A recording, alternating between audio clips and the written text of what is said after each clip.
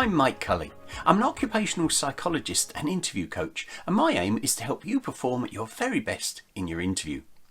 Today, I'd like to share one of the ideas that I often use with my clients to enhance their chances of interview success. Now, if you've got an interview coming up and you've done some research, you'll know that many interviews use a competency format, with questions in which the interviewer may ask you for an example of when you undertook a particular activity or dealt with a particular situation. When it comes to competency questions, an often suggested approach is to use the STAR format for constructing good answers. In case you haven't encountered it, STAR is an acronym for situation, task, action, and result. For example, a competency question might ask you to give an example of when you completed a project under time pressure, or perhaps dealt with conflict in the workplace. And answering it using the STAR format, you might therefore first talk about what the situation was, followed by what your task or role was in that situation. Then it's the actions you undertook to deal with it, and finally the result. Situation, task, action, and result. STAR. The idea behind using STAR is that within the pressure of an interview, it gives you a clear structure which you can use to construct your answer. But is it the best structure? Or for many interviews, could it be tweaked to provide something even better? You see, it's very much a structure that just considers things from your own immediate perspective, and yet many roles really benefit from a wider view. They need you to think about how the actions that you're taking impact colleagues, stakeholders, or the wider organisation. Now, it can be important to demonstrate this wider understanding in your interview, but here the basic STAR format doesn't always do it. STAR is okay, it's quite usable, but perhaps a little limited, and I think you could do better, especially if you're applying for certain positions such as team leadership, project management, senior management, executive roles, and so on.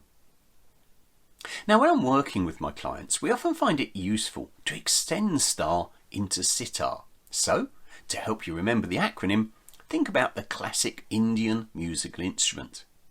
Yes, we are just adding in a single letter I, but that I is crucial and can really make a difference to your answer, as that I is for importance or impact, such as how or why resolving the situation was important to the customer, colleagues, or the organisation, or the broader impact of your actions.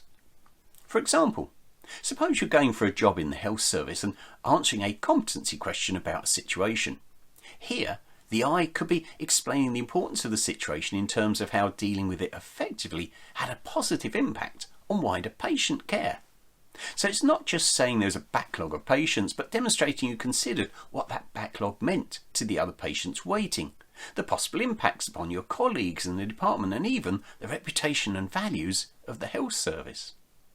Or perhaps you're answering a competency question about completing a project on time.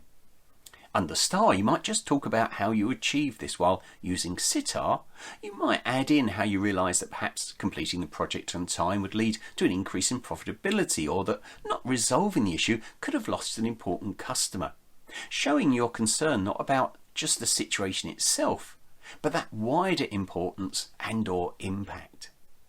By adding this broader view of the situation, you show you're thinking of the bigger picture as well as your own immediate situation, and at the end of the day, this might be what the interviewer really wants to hear. Now, some of your competition may already naturally be adding these extra elements of importance into the STAR format, often when talking about the situation.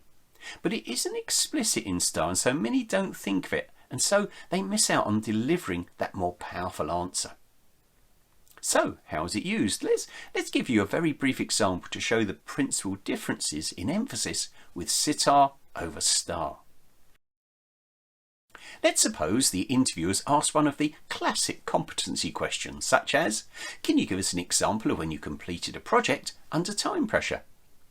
Using the STAR format, you may say something such as, I was working on a project to develop a new widget, and we had a deadline of a month to finish it. I was project manager, so I divided up the tasks between my team, ensuring that each person's skills were fully utilised to make the most effective use of their time. To make sure that everyone stayed on task, I set clear project milestones, and as a result, we successfully delivered the widget 2 days before the deadline. So, using STAR, we have the situation, the widget development, the task, being project manager, actions, task allocation, etc., and result, delivering 2 days early. Now let's look at how it comes out if you extend it into a SITAR format. Using SITAR as your framework, you might say something such as, I was working on a project to develop a new widget and we had a deadline of a month to finish it. I realised that it was important to ensure that we finished within that time frame, as it would be likely to lead to further large orders from the client, which was important to support our company's expansion plans.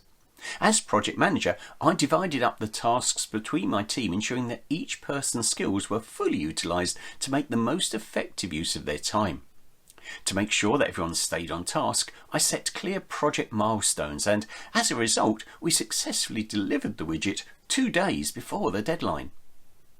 Now with SITAR, we have the situation, the widget development, importance, more orders and expansion, the task being project manager, actions, task allocation, etc., and result, delivering 2 days early.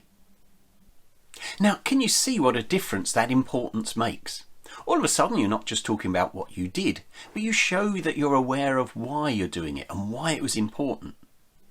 Now, it's not necessary for every interview question or all roles you might be applying for, but certainly anything involving team leadership, project management, middle management, senior leadership, etc., being aware of that larger context and bringing this out in the interview can really help you shine.